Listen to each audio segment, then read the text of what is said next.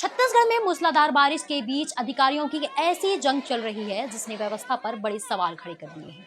हाथों में छतरिया, बदन पर रेनकोट पहने छत्तीसगढ़ के सैकड़ों अतिथि शिक्षक अपनी मांगों को लेकर शिक्षा मंत्री गजेंद्र यादव के आवास पे सामने घंटों डटे रहे। इस आंदोलन की गंभीरता का अंदाजा इसी बात से लगाया जा सकता है कि इसमें कई गर्भवती महिलाएं और अपने मासूम बच्चों को गोद में लिए माताएं इसमें शामिल हैं। ये वो काबिल और टेट पास शिक्षक हैं जो पिछले 11 वर्ष से सूबे के उन सुदूर और दुर्गम अंचलों में शिक्षा का वो अलग जला रहे हैं जहां आज भी पक्की सड़क तक नहीं पहुंची। विडंबना देखिए कि इन योग्य शिक्षकों को साल के 1.5 महीने यानी कि गर्मी की छुट्टियों में बेरोजगार कर दिया जाता है और सरकार उन्हें 1 रुपए भी वेतन नहीं देती। जहां स्वामी आत्मानंद के स्कूलों के शिक्षकों को 35,000 रुपए से ज्यादा का वेतन मिल रही है, वहीं इन अतिथि शिक्षकों को महज 20,000 रुपए मानदेय देकर टरका दिया जाता है। इसी संविलन और समानता की अधिकार की मांग को लेकर आज 17 जिलों के शिक्षक दुर्ग जिले में मोर्चा खोले हुए और उन्होंने सरकार को आर पार की चेतावनी दे दी है। राजनीति का दोहरा चेहरा भी यहाँ साफ नजर आता है क्योंकि जो शिक्षा मंत्री गजेंद्र यादव आज इन शिक्षकों से मिलने को तैयार नहीं है, वो खुद विधायक रहते हुए इनके नियमितीकरण के लिए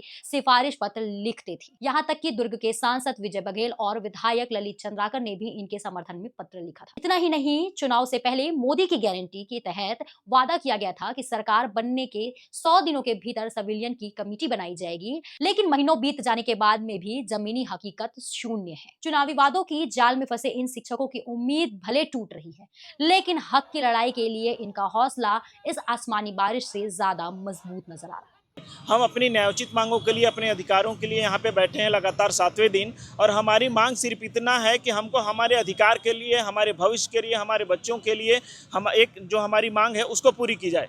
हमारे सबसे पहले हमारा जो व्यवहारिकता के आधार पे, हमारा समानता के आधार पे हमको हमारी मांग को पूरा किया जाए। सबसे पहले तो शिक्षा विभाग में हमारा संविलियन किया जाए। दूसरा सबसे बड़ा चीज़ है कि हमको ग्रीष्मकालीन का मानदेय नहीं दिया जाता है, हमको वो प्रदान किया जाए।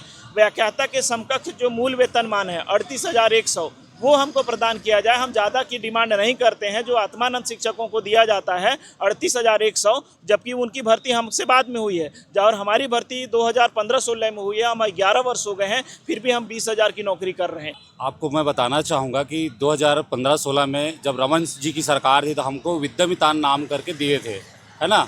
वो उसमें हम लोग को 15,000 सैलरी दी जाती थी, तो वो लगातार चलती रही उसके शासनकाल तक। जब कांग्रेस की सरकार आई तो वो हमको राज्य अतिथि शिक्षक नाम दिया और उनमें वहाँ 3,000 की बढ़ोतरी की गई, 18,000 किया गया। सरकार के जाते जाते फिर से 2,000 की वृद्धि की गई और 20,000 किया।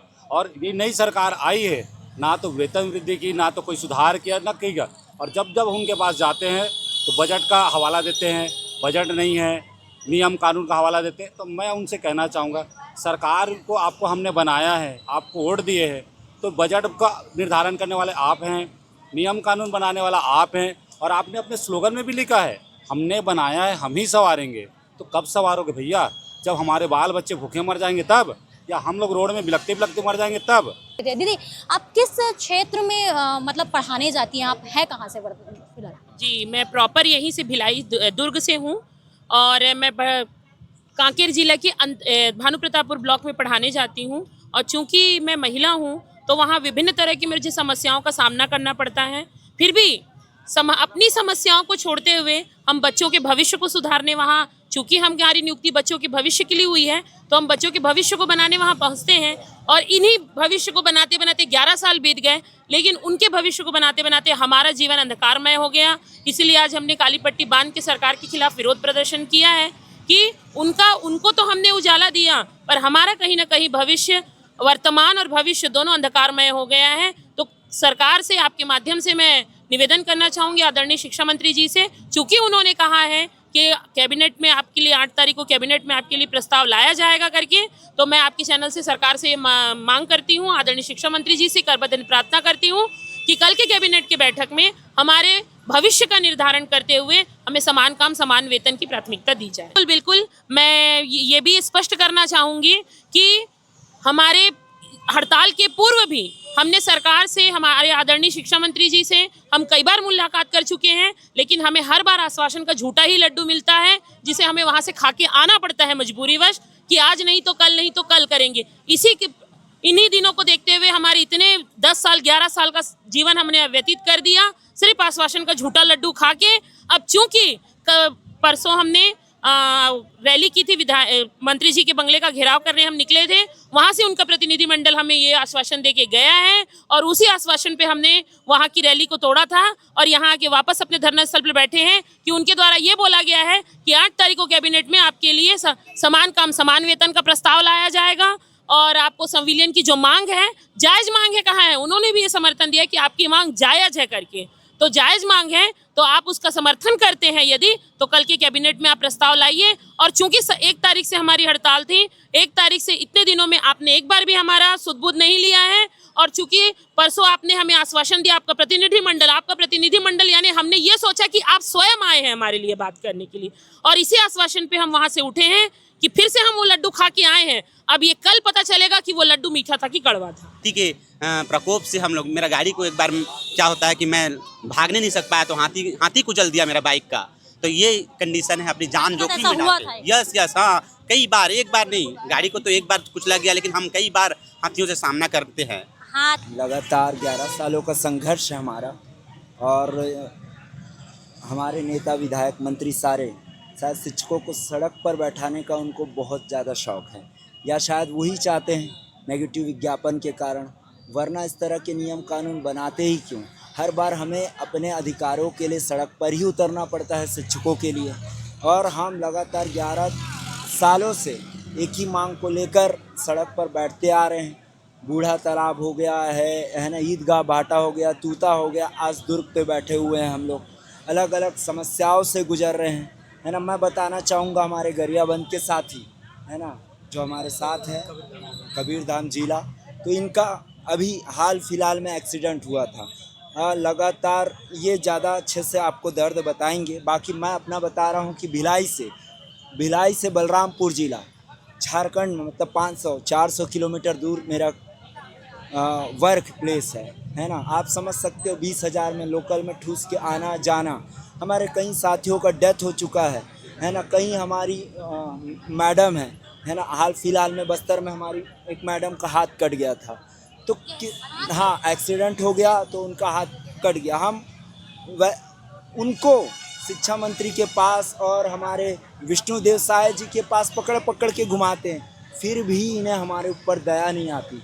यह हमको वादा करते हैं, आश्वासन देते हैं। गजेंद्र जी विधायक थे तो हमारे लिए लेटर लिखे कि भैया आप लोगों का संविलियन कर दिया जाएगा। जब शिक्षा मंत्री बन गए, लेटर दिखाते हैं तो हमने लिख दिया था बोलते हैं, और ये भी कहते हैं कि आप नेता मंत्री के पास घूम लीजिए, जितना भी अनुशंसा पत्र ला लीजिए, लेकिन कुछ नहीं होगा। नेता मंत्री के मुख से इस तरह की बातें, झूठी बातें, यह शोभनीय नहीं लगती, लेकिन वे करते हैं इस तरीके का। क्या 20,000 में वे अपना जीवन यापन कर सकते हैं? उनके बच्चे विदेशों में पढ़ते हैं और हम यहीं इसी राज्य में पढ़कर डीएड बीएड कर टैट पास कर जब हम पूर्ण एजुकार हमारे पक्ष में नहीं आएगा तो ये आंदोलन उग्र होगा, जिसके जिम्मेदार बीजेपी के आला कमान, मोदी जी से लेकर हर व्यक्ति होगा। किस प्रकार की स्थिति से गुजरना पड़ा और क्या स्थिति इस वक्त वर्तमान में चल रही है? मैडम, मैं पहले ये बताऊं कि इस सिचुएशन में पहले गुजरा हूं मैं, क्योंकि जब तक मैं अपनी पुरानी स्थिति नहीं बताऊंगा, आज की वर्तमान स्थिति जानना मुश्किल है। तो मेरी स्थिति ये है कि 2025 में जनवरी महीने में मैं ड्यूटी के दरमियान ही मेरा एक्सीडेंट हो गया था। इतना बड़ा एक्सीडेंट था जिसमें मेरा परिवार, मेरी पत्नी और 2 बच्चे ऐसे घायल हुए थे कि बच्चे इधर पड़े हैं, बीवी इधर पड़ी है और मैं अलग जगह में गाड़ी में पड़ा हूँ। मेरी स्थिति ऐसी थी कि आज जब जाने के बाद, ऑपरेशन होकर लौटने के बाद 15 गांव के लोग जो आसपास मुझे जानते हैं कि वहाँ शिक्षक हूँ, 15 गांवों में ये बात फैली हुई थी कि शिक्षक अब है कि नहीं, रहे कि नहीं रहे, मतलब स्थिति ऐसी थी मेरी, मैं जिंदा हूँ कि नहीं, लोग ये पूछे मुझे जाने के बाद। तो ये स्थिति मेरी दयनीय रही और मैं लगातार 2 महीने भर्ती रहा।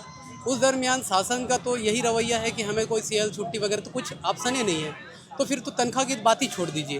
तो ये स्थिति मेरी उस समय रही और लगातार ऐसे इलाज करके 2 महीने में इलाज कराना मतलब बहुत भारी 8-10 लाख रुपए तक मेरे ऊपर कर्ज है। वो स्थिति में आज लगातार झेल रहा हूँ और इस 20,000 रुपये के तनख्वाह में ना मुझे छुट्टी मिलती है ना कुछ नहीं।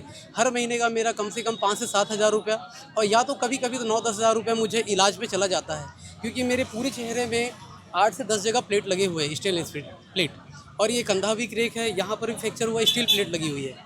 तो मैं गाड़ी भी चलाकर मैं नहीं आ सकता।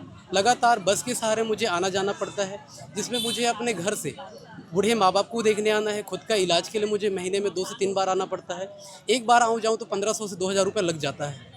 तो इस दरमियान मैं देखूँ तो उस 20,000 रुपये पैसे में मैं अपना इलाज कराऊँ 9-10 हज़ार रुपये का, कि परिवार पालूँ या बच्चों को पढ़ाई कराऊँ या घर के राशन लूँ, या तो इस 1.5 महीने का तनख्वाह नहीं देती सरकार। अभी हम 3 महीने का किराया नहीं दिए हैं, 4,000 के हिसाब से देखें तो 12,000 रुपये, और हम कमा के आए हैं केवल 16 जून से 30 जून तक केवल 10,000 रुपये।